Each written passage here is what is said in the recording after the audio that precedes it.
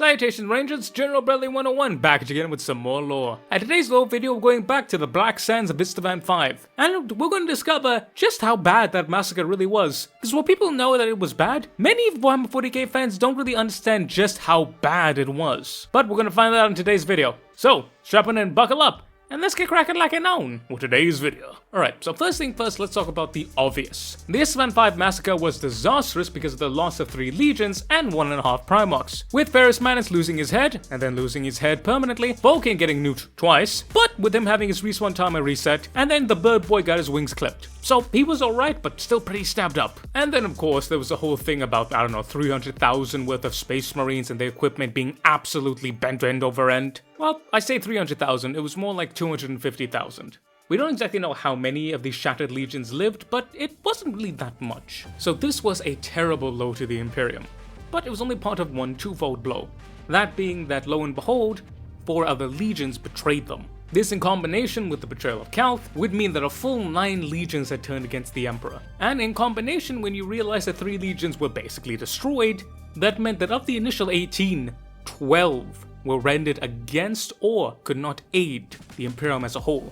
Now just for you guys to understand, a Space Marine Legion is a hell of a force, and whilst it's true that the Raven Guard, Iron Hands, and Salamanders were a bit on the smaller end, 3 full legions being lost is no small feat. But that's the thing, it's not just the legion that was lost. Yes, you have the Space Marines, but all their support personnel, all their logistics, all their supplies. Do you know how much food you need for 300,000 Space Marines and millions of serfs that were attending them? Because people forget, it wasn't just the Space Marines at Calth, it was also their accompanying ship personnel and any auxilia that were attached to them that they decided to bring. Those were also lost or joined the Shattered Legions. So in addition to 300,000 plus Space Marines, we also have millions of Exertus Imperialis personnel, and these were Legion-clad Imperial, meaning that they were some of the best, especially when you consider stuff like the Salamanders and the Iron Hands. The Salamanders had a strong connection with the people of the world, meaning that they actually cared about their arms, armament, and gear. And then you have the Iron Hands, who were known for walking alongside Imperial Army personnel and often supplemented them with augmetics and Mechanicum Tagmata. And again, the Iron Hands and Salamanders both were massive fans of working with the Mechanicum, and thus they had many Mechanicum personnel and again, Tagmata with them. So on the death count again, we have 300,000 Space Marines, millions of Exertus Imperialis personnel, many of whom were very elite, as well as several thousand Mechanicum personnel. Most of them were heavy-duty Tagmata. Again, think Automata, like Thalaxai or god forbid Thanatos. And those were lost as well. And the thing is though, some of those could have been repurposed to the traitor side. But I think that the biggest loss that people don't understand is the sheer just amount of vessels that was involved. That was enough vessels to carry 300,000 Space Marines and millions of guard personnel. And as I mentioned before, all of their supplies. That is food, arms, armament, and equipment. And a special note is given to the Salamanders, the Raven Guard, and the Iron Hands, all 3 of them, because each one of them had a unique type of supplies that were really invaluable that only they could get. The Raven Guard were masters of stealth. Their power packs were said to run basically silent, not even a hum out of them. The Iron Hands were masters of cybernetics as well as mechanical metallurgy, meaning that any types of heavy equipment as well as actual cybernetics, they had massive stockpiles of it. And arguably the best boon for the traitors and the worst loss for the Imperials is the Salamanders. The Salamanders were master crafted artisans. Every single one of their gear was master crafted. It was artisanal. And the best of the best weapons were far beyond any other Space Marine Legion. The Salamanders not only had a lot of shit, they had a lot of good shit too. So you combine all of that losses and then you realize just how bad physically losing 3 full legions are. But it wasn't just the legions that was lost. It was also the idea behind it. The idea of a legion betraying was already something that rocked many Space Marines. But what happened on Istvaan was not only the death of a brotherhood, it was the death of honor. You see, whilst indeed the 4 legions of Horus had indeed betrayed the Imperium, the idea of honorable combat was still a thing amongst some of the other legionaries. Whilst those who managed to survive Istvaan 3 knew that that was a load of bullshit, the Space Marines who had yet to fight them didn't know. They didn't know what type of war they were fighting just yet. The only war they had known previously was the honorable war of Astartes conflict. So to get to Istvaan, then all of a sudden have that completely ripped asunder, broken from you in every single aspect, betrayal again, dishonorable betrayal in its totality, cowardice, craven behavior, and even it's what happened afterwards, because people don't understand. The Massacre of Istvaan was not the end of it. There were still plenty loyalist space marines who were on Istvaan, who were fighting. We have several accounts of bands of Astartes on Istvaan that range anywhere from less than 10 all the way up to a few hundred, still on the surface fighting the traitors. It is noted that Horus had to leave a sizable contingent of marines to actually fight.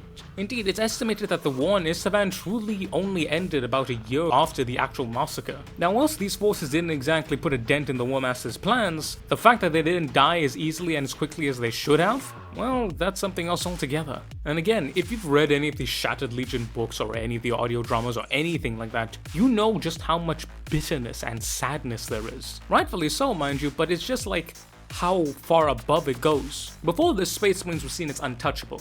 They were seen as demigods incarnate, golden gilded figures that were so far removed from the petty pains and disingenuousness that is modern day humanity. But with this, all that notion was shattered. A perfect example is the Iron Hands. The Iron Hands were broken as a legion, completely and utterly distorted even till this day. They have never gotten back what they lost during the heresy. Whereas the Salamanders and the Raven God truly understand what it is to be sons of their respective Primarch, the Iron Hands lost the plot, and they were completely and utterly removed in any way, shape or form from the Gorgon's teachings. So, to recap, with the initial loss of Istvaan, not only do you have a hilarious amount of material being lost, that isn't just Space Marines, it's also millions of elite Exertus Imperialis personnel, Mechanicum Tagmata, supplies, and most importantly, ships and materiel that are gone within a day. You also have the devastating psychological blow that comes from it. For the fact that Astartes combat truly changed, and for the wider Imperium, the Space Marines were just as fallible as normal human beings. They weren't demigods, they were just very powerful humans, with all of our flaws. So, already, that is a terrible, terrible, terrible disaster. But here's the kicker. That is only what people are supposed to know on the surface. Most people know that it was just bad, but now I've explained to you why it was so bad in terms of what people already know. Now I'm going to tell you just how bad it was because of what people don't understand. And that is because of the legions that were sent there. Okay, so enough of the bullshit, what do I mean? Well, losing 3 legions is pretty bad. But losing these 3 legions specifically for the Imperium was arguably one of, if not the worst thing that could happen. Allow me to explain. So, most people don't really think about the composition of the legions that were sent there. You have the Iron Hands, you have the Salamanders, and you have the Raven God. But if you understand what these legions specialized in, you're gonna realize just how good of a combo they were. So the Iron Hands had a pretty solid infantry base. But what they were really known for was their heavy armor. The Iron Hands, out of all of the loyalist elements, had the highest motor pool, as well as heavy duty artillery. If you needed sheer, unrelenting, destructive force, that was the Iron Hands. They made an excellent hammer. And then we have the Salamanders. The Salamanders tie with the Death Guard for being the top 2 most defensive-minded units. They are stalwart, implacable infantry specifically. With Salamanders and the nature of their gene seed, with them being tougher than the normal Astartes, combine the fact with their nature of being self-sacrificing, they have no problem forming a shield wall and taking the hits. Combine that with their love of heavy infantry and heavy armor, but specifically heavy tanks that were meant to support infantry, i.e. things like Typhoons and Falchions. This meant that they were the perfect anvil. And then we have the Raven God. The Raven God, of all the royalists, were masters of stealth and sabotage. They could easily guard the flanks and keep the anvil safe, as well as clearing the way for the hammer to deal its death blow. You put these 3 together, you have the perfect fighting formation. The Iron Hands were destruction incarnate, a force that no one could stand against. You have the Salamanders, an implacable redoubt that any foe would break upon. And then you have the Raven God, the silent dagger sheathed in night, ready to quietly dispatch anyone who would attempt to get in the way of their plans. That is what these 3 forces make. That is why they were sent. Because despite them being on the smaller side, their sheer prowess of working together made them absolutely nightmarish to fight. I mean, it goes to show that even while being outnumbered 4-3, they were still able to give the traitors incredibly well fight. I mean, it just goes to show you, just look at Istvaan, having to fight against 4 traitor legions that were dug in, and these were some of the best legions that there were, mind you. Having to assault that position, And the fact that they were able to put all 4 of these traitor legions on the back foot and basically make it an even playing field against 4 entrenched amazing legions, that should go just to show you how powerful this combo was. And that in turn leads me to why their loss was so devastating. This was one of the most effective combination of legions, period. Each one of them making up for the other's flaws and each one adding to the other's strengths. Not to mention, in a balanced profile, their commanders worked well together. Varus was stubborn and hot-headed, yes, but he also had a strong tie with Vulcan. Vulcan was cool, calm, and the mediator between them. Korax would be the strategic mastermind. He would give tactics and offer something that bit more panache than simply smashing them with brute force or standing until they fall. With Vulcan as the mediator, he was able to work those two together, and the 3 of them would produce something that could be incredibly devastating. The only reason why it didn't work out on Istvaan was because Ferris was driven absolutely mad by the rage of the betrayal of Fulgrim, which was one of his closest, not his closest brothers. Aside from that, they were able to work like butter, smooth and silky. So losing that force is devastating for the Imperium, but it's not just the loss of the combined force that was terrible, it was also the individual components, because no one of those legions could be replicated by the loyalist side. Now, what do I mean by that? You take a look at the Iron Warriors. They are siege experts. You need a siege expert to counter them. You have the Imperial Fist. Right, good, grand. But the Iron Warriors were also masters of heavy armor. There is no legion other than the Iron Hands and the Loyalists that really sunk its teeth into the ideals of heavy armored assault. Well, yes, you had legions such as the Salamanders who did indeed dive into that, but not as much as their infantry, and those tanks were only meant to support the infantry. And you had legions like the Ultramarines who believed in balance. They didn't really specialize into it, they just had enough to make sure that they had some. There was no other legion of the Loyalists that really dug its heels into full-on spearfront heavy armor assault, the grinding march of slow attrition, meaning that you didn't really have someone to counter the Iron Warriors in the open field. Now granted, the Iron Warriors weren't usually going to be in the open field, but when they were, the Imperium was missing that counter. We then have the Raven Guard. The Raven Guard were masters of stealth, absolutely impeccable. They were only matched by the espionage of the Alpha Legion. But whereas the Alpha Legion specialized in covert assaults that meant to target the innermost sanctum, the structure of an enemy, the Raven Guard were far more broad in their approach. I always describe it to people as this. An Alpha Legion is a spy. A Raven Guard is a stealth operative. They have a bit more teeth in actual frontline combat, but not really that much specialization in terms of covert stealth. But it makes them a more effective fighting force. But with the death of the Raven Guard, there is no one. There is no legion that even comes close to matching the Alpha Legion. And unlike in the case with the Iron Hands, no legion of the Loyalists ever went into Spec Ops stealth assault. Because again, most of them saw it as dishonorable and unworthy. It was only Gilliman that saw the benefit in them, and even then, he implemented them in limited capacity. With the loss of the Raven Guard, the Loyalists had no stealth capability whatsoever, period. It was a massive, massive, massive blow against them. And in my opinion, it's the reason why the Alpha Legion got so much done. The Alpha Legion was everywhere across the Heresy, and they were doing a lot of damage. It is my firm belief that the Raven Guard were not cuddled at Istvaan. They would be able to deter that to a point, and we get a much more contested development of anything stealth or covert related, instead of the Alpha Legion just doing whatever they want and the gobsmack Imperials looking on it in shock and horror. And then finally, we come to the Salamanders. Saving the best for last. The Salamanders were a very, very, very unique legion because they practiced self-sacrifice. This was a problem before the Vulcan came along, because the Salamanders would often nearly kill themselves in defending others unnecessarily. But with Vulcan's teachings, the Salamanders were able to develop into a force that had mind, body, and soul locked together. They weren't suicidal anymore, but they were just as defiant. The Salamanders were the only legion to stand and take a hit. The Salamanders were willing to give their lives for anyone or anything. The Salamanders would not shy away from a fight if it meant protecting anybody. Having a force that can hold in a war is immaculate. And aside from the Death Guard, there was no one with tougher infantry than the Salamanders. But more specifically, the nature of the Salamanders were a direct counter to the Death Guard. Whilst yes, holding infantry could counter any one of the legions, the Death Guard spread disease, particularly radiological and chemological weapons.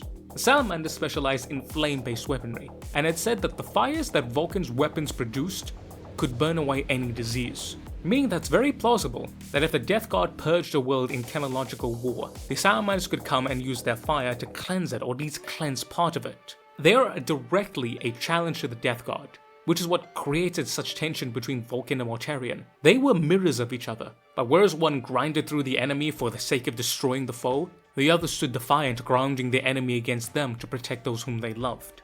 And again, with the loss of the Salamanders, aside from the Imperial Fist, who again usually spent times in fortresses fending off the Iron Warriors, they didn't have a legion that could hold. But moreover, they didn't really have a legion that could counter the Death Guard specifically. Looking at all of these three legions in concert of one another, you really gain a feel for just how bad Istvaan was. As we mentioned before, losing 3 legions is bad, but losing these 3 legions specifically not only robbed the Imperium of a task force that perfectly matched each other's strengths and safeguarded their weaknesses, but each individual legion element that was invaluable to the warfare of Space Marine on Space Marine combat, especially in the Heresy, was removed before the war had even began. And if you think about it like this, if the Imperial Fist were lost on Istvaan, yes, that would be a massive blow and you wouldn't really have anyone to counter the siege expertise of Morty. You still had the Ultramarines, who could function as a holding force. You still had the Salamanders, who could function as a holding force. And you had the Iron Hands, who could counter the Iron Warriors in some fashion, because, similar fighting styles. If the Space Wolves were lost, you have the Blood Angels, melee shock assault infantry. They did the same things. If you lost the White Scars, you still had the Raven Guard, who could do that hit and run approach to it. But there was no Space Marine Legion who could match the Iron Hands, or the Salamanders, or the Raven Guard in what they specialized. There was no Loyalist Legion that was heavy into cybernetics and devastating amounts of firepower. There was no Loyalist Legion that was super into self-sacrifice and amazingly sturdy heavy infantry, as well as fire and flame weapons. There was no Loyalist Legion that was super into covert battlefield stealth operations. They didn't exist. Losing those 3 legions was not only a blow in losing 3 legions, it was a blow in losing 3 aspects of warfare that the Imperium could not recreate, but worst of all, that the heretics had in abundant spades. The death of Istvaan and the massacre of its legions was a blow far more devastating than anyone realized. It did not just destroy 3 full legions of Space Marines, as well as their millions of personnel and material. It did not only just break the psyche of honorable combat between Astartes for the entirety of the Imperium, not just those betrayed on Istvaan 3, but it robbed the Imperium of Space Marines that it could ill afford to lose. Space Marines who had spent 200 years building unique and specialized talents that no other Loyalist Legion could hope to replicate. It removed something that the Imperium would sorely need. Men who spent decades training for one special purpose.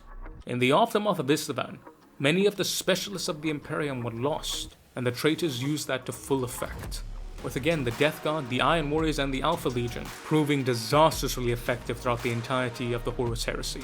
And in the end, it was only the stalwart determination of the Loyalists, their sheer refusal to die, and the severe mismatch, bickering, and, if I'm being frank, stupidity of the traitors that kept them from winning. Many often scoff at the idea that the Imperium truly thought that the war could be ended at Istvaan, but after seeing this video, after seeing just how deadly these 3 legions were, and how specialized and how powerful they were in their own respective roles, I don't think that it's that far-fetched to say that the Loyalists truly should have won on Istvaan, especially when you consider that they had another 4 legions meant to join them, rather than to kill them. But I hope this has given you a newfound love of the Shattered Legions, who often don't get enough of the sunshine that they should have. And don't forget something, the Heresy would have been a whole lot different if it was just a 4v3. But yeah, ladies and gentlemen, thank you all so very much for watching today's video. I do hope you guys enjoyed today's video. Let me know what you think. Did you guys always know this about the Shattered Legions? Did you know that they were so important? Do you guys agree with what I think? Do you guys think that I'm not giving enough to the other legions that were here?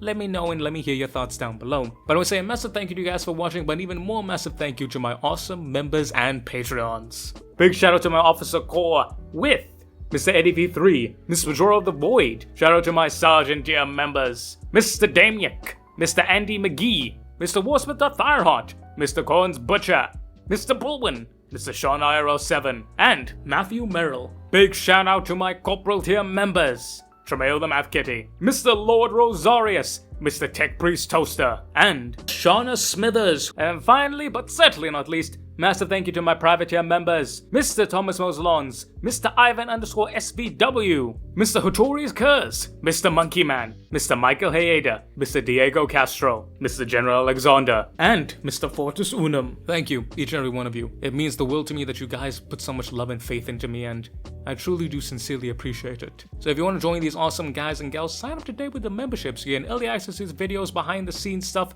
my love and support, and you get to help out this channel. But remember, this will always be free, and whether you give your boy $1 or not, I will love you just the same. Mwah! But ladies and gentlemen, I've been the General Bradley 101. You've been beautiful, awesome, and amazing people. Thank you all so very much for watching. Make sure to stay loyal there, boys and girls, and I will catch y'all next time. Dismiss, Rangers.